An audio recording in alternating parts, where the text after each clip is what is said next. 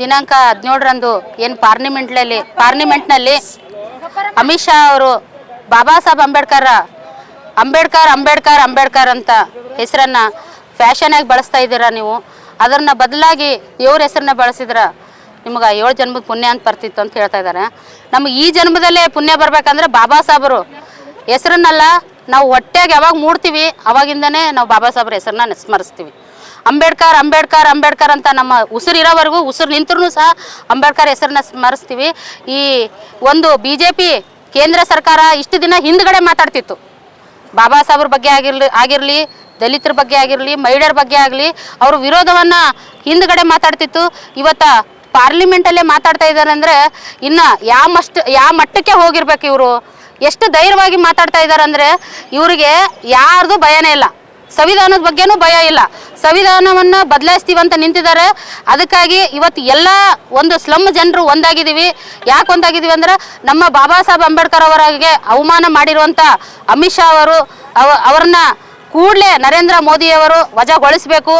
ಹಾಗಾಗಿ ವಜಾಗೊಳಿಸಲಿಲ್ಲ ಅಂದರೆ ಇನ್ನೂ ಉಗ್ರವಾದ ಹೋರಾಟ ಮಾಡ್ತೀವಿ, ನಾವು ಇಲ್ಲೇ ಧರಣಿ ಕೊಡ್ತೀವಿ. ಇದು ಗುಲ್ಬರ್ಗ ಜಿಲ್ಲೆದಲ್ಲ, ಎಲ್ಲ ಕರ್ನಾಟಕದಲ್ಲಿರುವಂಥ ಎಲ್ಲ ಜಿಲ್ಲೆಗಳಲ್ಲಿ ಸ್ಲಮ್ ಜನಾಂದೋಲನ ಸಂಘಟನೆ ಯಾವ್ಯಾವ ಜಿಲ್ಲೆಯಲ್ಲಿದೆ ಅಲ್ಲಿ ಎಲ್ಲರೂ ಮಾಡ್ತಾ ಇರ್ತೀವಿ. ಹಾಗಾಗಿ ಇವತ್ತು ಅಂಬೇಡ್ಕರ್ ಅವರಿಗೆ ಅವಮಾನ ಮಾಡಿದಂಥ ಸ್ಲಮ್ ಜನರು ಯಾವ ಲೆಕ್ಕಕ್ಕೂ ಇಲ್ಲ. ಅವರಿಗೆ ಮಹಿಳೆಯರು ಯಾವ ಲೆಕ್ಕಕ್ಕಿಲ್ಲ, ದಲಿತರು ಯಾವ ಲೆಕ್ಕಕ್ಕಿಲ್ಲ, ಅಲ್ಪಸಂಖ್ಯಾತರು ಯಾವ ಲೆಕ್ಕಕ್ಕಿಲ್ಲ. ಅಂದಾದ್ಮೇಲೆ ನಾವು ಇನ್ನೂ ಕೂಡಕ್ಕಾಗಲ್ಲ ಮಹಿಳೆಯರು ಇವತ್ತಿನ ದಿವಸ. ಅದಕ್ಕೆ ನಾವು ಅಮಿತ್ ಶಾ ಅವರಿಗೆ ತಕ್ಕ ಪಾಠವನ್ನು ಕಲಿಸ್ಬೇಕು.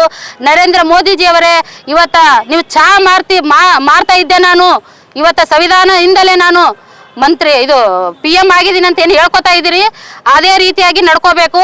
ಇವತ್ತು ಅಮಿತ್ ಶಾ ಅವರು ಅಂಬೇಡ್ಕರ್ ಅವರಿಗೆ ಅವಮಾನ ಮಾಡಿದ್ದಾರೆ, ಅವ್ರಿಗೆ ಈ ಕೂಡಲೇ ವಜಾಗೊಳಿಸಬೇಕು. ಗೊಳಿಸಿದ ನಂತರ ನೀವು ಏನಾದರೂ ಅಂಬೇಡ್ಕರ್ ಅವರಿಗೆ ಒಂದು ಗೌರವ ಕೊಡೋದಿದ್ರೆ ಕೂಡಲೇ ವಜಾಗೊಳಿಸಬೇಕಂದ ಈ ಪ್ರತಿಭಟನೆ ಮುಖಾಂತರ ನನ್ನ ಮನವಿನ ರಾಷ್ಟ್ರಪತಿಗೆ ಸಲ್ಲಿಸ್ತಾ ಇದ್ದೀವಿ. ರೇಣುಕಾ ಸರಡಿಗೆ, ಸ್ಲಮ್ ಜನ ಆಂದೋಲನ ಸಂಘಟನೆ ಜಿಲ್ಲಾ ಸಂಚಾಲಕರು.